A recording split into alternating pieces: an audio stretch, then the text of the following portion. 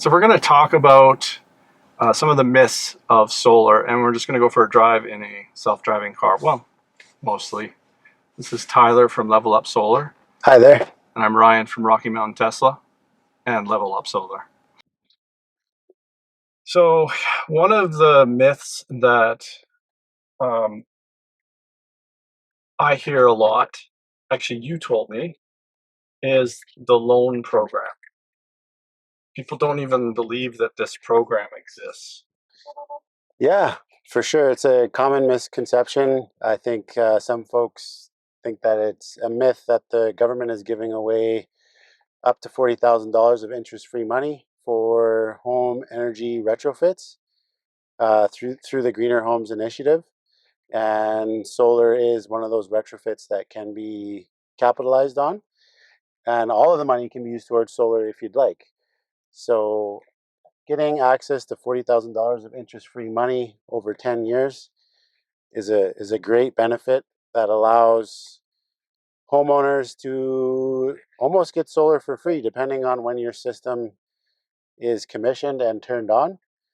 Obviously, depends on those factors because you're building credits up in Alberta, April through October, which essentially pay for the fall and winter. So, this loan is amazing for homeowners right now. Yeah. And another thing I've thought is that the government is trying to help people basically become more energy efficient, and it reduces their overall costs on the grid or anything that has to do to help the grid get better, or even the gas network if they make their homes more efficient and use less Yes. fossil fuels as well. Yes. So sure, they're making it cheap for us to do this, but it's also saving them an inordinate amount of money as well. So that's one thing. Yeah. Just had to speed up there. It was going a little slow. Sometimes it sees speed changes with playground zones. Sometimes it doesn't. Interesting. So you do have to monitor it a little bit. I do have to monitor it. I do have to be very careful of Yeah. making mistakes.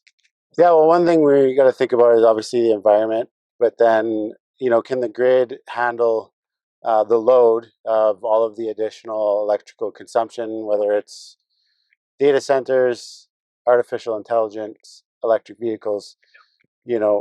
Promoting solar and having people become micro generators is essentially stabilizing the grid. Yeah. So yeah, it's a cheap way for them, and that's maybe another myth. Maybe not something so commonly talked about, but some people also think the grid can't handle it. And I think that if you listen to enough podcasts about people who actually know about the grid and how the grid is managed and forecasted for, you will be surprised to learn that the grid, not only do they know that this will work, they forecast for it. They forecast for increase in solar panels being installed and different changes in the grid. So I don't think that's a fair comment at all when people are worried that, oh, this thing will just disappear for some reason. What's another one? I think that one of the common misconceptions is that solar is too expensive and it's only for the rich. yeah. Well, to be fair, I think that there's two sides to that. Obviously, depends on how much electricity you consume, right? So, like your average system size is around 8 to 10 kilowatts. You're consuming around 8,000 to 10,000 kilowatt hours. For some folks, it maybe isn't affordable for them, but at the same time, I think that's what the interest-free loan is for. Right. Is to help people be able to go solar, and essentially all of the money comes from the government. And depending on which solar company you work for, you might even not have to put any money down. So that interest-free loan comes from the government and funds the entire system. Exactly. So I would say that allows everyone for the most part, to be able to afford to go solar, which is beneficial. And because of Solar Club in Alberta, it makes it even more affordable Yes. with the high rate in the summer and the low rate in the winter. It's almost helping people realize they need to electrify more in Alberta if they could. So getting a heat pump and solar and maybe a heat pump water heater or a hybrid heat pump system with a gas backup and things like that, where they'll end up doing better for themselves financially, I think, if they can use as much of that $40,000 loan as possible. And because those bills net out, your loan ends up being the same as your actual energy bill. So Yeah. if you can make more of your home heating and things like that part of your energy bill, it pays for itself. Exactly. Yeah, for sure. And if your system can generate all the power for all of that equipment as well, then now you're eliminating those transmission and distribution fees when you're generating that power with your system and consuming it within your home. So Right. there are a lot of benefits to having a fully electric home, Yeah, like yours. like ours. Yeah. Yeah. And probably many more that will help with homeowners in the future. Um, and that's another thing that it may change your way of thinking about how you use the solar, right? Yes. You may start thinking, "Whoa, maybe I should get an electric vehicle for my commuting and always use maybe end of day solar, especially in summer, Yeah. and doing your laundry during the day, doing your dishwasher, set it to start during the day, right?" Exactly. Yeah, that's what I did last night. Yeah, After dinner, put the dishes in. I was like, oh, I could start this now, or I can start it in the morning.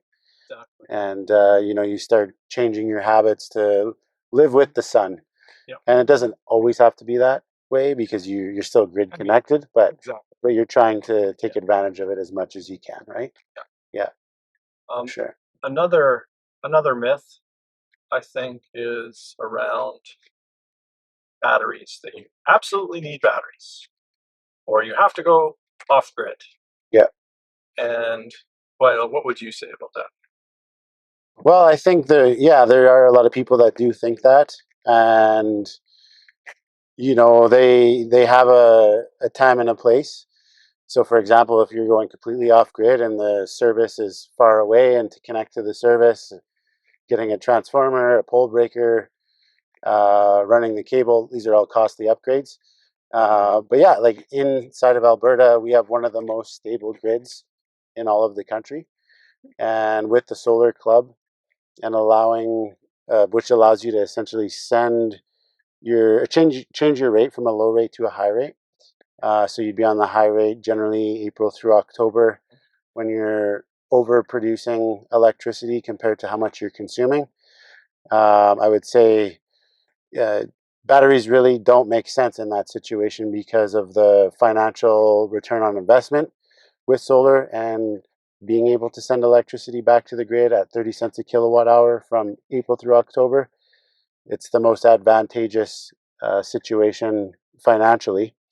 So yeah, you don't need batteries to go solar in Alberta. It can be a grid connected system where you're essentially using energy while you generate it with your system, and then when you're overproducing, you're sending it back to the grid and getting credited for that. And then at night, when your home is still using power and your system isn't producing, you're pulling from the grid at that time. But essentially, it depends on how you size your system and making sure that it's designed properly to produce all of the electricity that you consume annually, and taking into consideration, are you going to expand your electrical appliances in the future, such as like getting an electric vehicle, maybe a heat pump, an air conditioner, anything electrical. You want to make sure you're taking that into consideration. Which a heat pump is a two-way AC. Exactly. That one is for Nate Adams. Just just special for him. He's on LinkedIn and Facebook, and I talk to him all the time now. Yeah. Was the other thing I was thinking about that too. In order to make, we're at the co-op here. Yeah. In order to make battery economically feasible for an investment, it has to be enough cycles, and the electricity incentive, the financial incentive, has to be high enough that you multiply 4,000 cycles times an incentive, and when you start doing that, the prices of the batteries are just still so expensive that in Alberta it doesn't make sense. And some places in California and places like that, it might be On the East Coast where they have time of use charging. time of use in the East Coast. Yeah.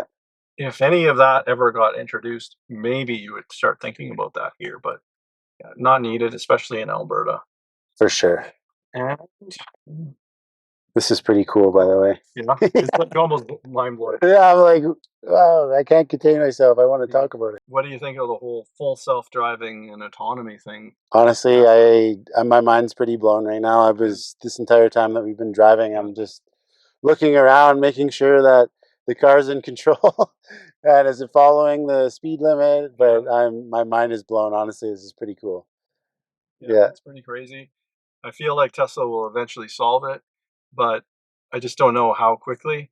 But in the last year and a half, maybe two, it started to feel pretty clear that they were on the right path to solving the problem. Mm. Anyway, let's go to Mad Rose, and talking about home tech improving, seeing technology like this improving. Yeah. You can see advances in technology and how helpful they can be. And sometimes the problems that solutions are found for, like upgrading a panel from 100 amps to 200 amps, seems ridiculous. Like going straight for a 200 amp panel isn't sustainable for an electricity grid. Yeah. And I don't know what your feelings are on that. Yeah. Well, I talked to the local distributors about this a lot. And, the upgrades required are very expensive. Obviously, it depends on whether it's overhead or underground.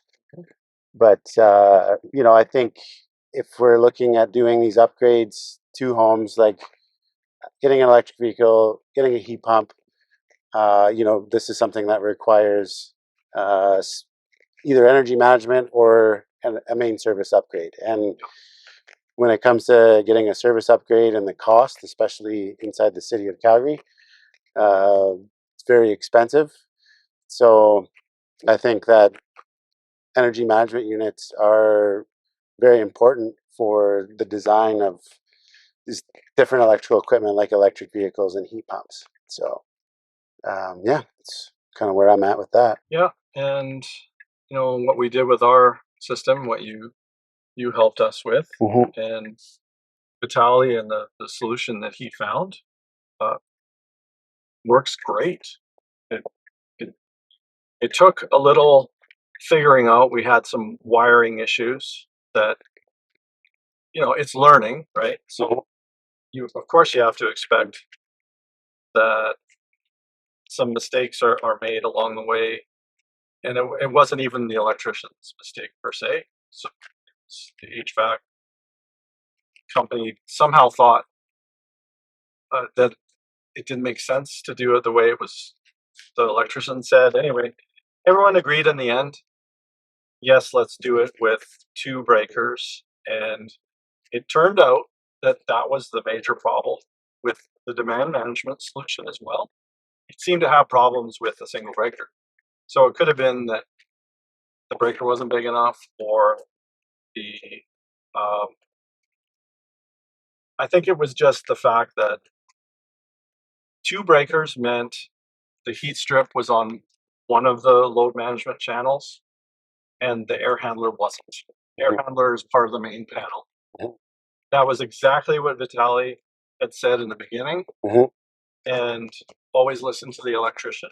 Just Yeah. for any HVAC company that works on a solution like this, an all electric solution, always listen to a red sealed electrician. because they will have a better idea of the high voltage needs of the Yeah, system. and specifically ones that have worked with the equipment Yeah, and yeah, understand how to do the load calculations with the equipment yeah. for sure. But this was the very first all electric solution that Comfort Union did, and you can't blame someone on the very first one.